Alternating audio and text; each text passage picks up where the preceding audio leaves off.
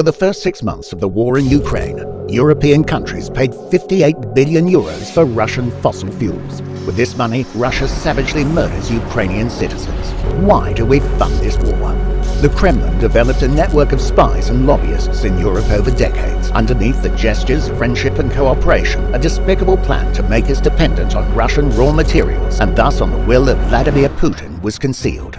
The origins of this policy go back to the 1970s. The German Chancellor Willy Brandt brought about the so-called normalization of relations with the Soviet Union. The next step was the concept of Wandel Durch Handel, or change through trade. German politicians promoted the idea of exerting ideological influence on authoritarian regimes through economic cooperation. Half a century later, we are painfully aware that it was authoritarian regimes that ripped off the Germans, and with them the whole of Europe. Today, Central and Eastern Europe is paying for decades of this seemingly rational approach with blood. Despite hundreds of thousands of casualties in Ukraine, Germany is still trying to preserve its interests. When Siemens was prevented from shipping a gas turbine to Nord Stream 2 due to sanctions, German Chancellor Olaf Scholz declared that nothing precludes further transportation.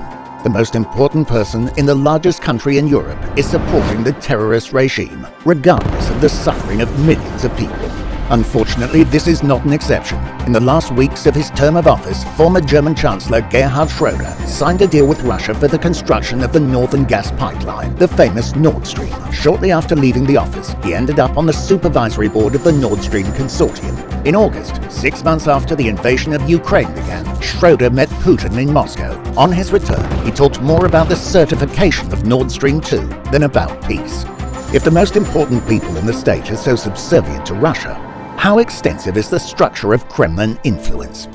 Years of warnings from Poland and Ukraine were of no use. And while for many German politicians the victims of the war in Ukraine are not reason enough to change course, the rest of the world should think otherwise. Surrendering to ruthless dictators never ends well. Europe learned this more than 80 years ago and must finally draw the appropriate conclusions.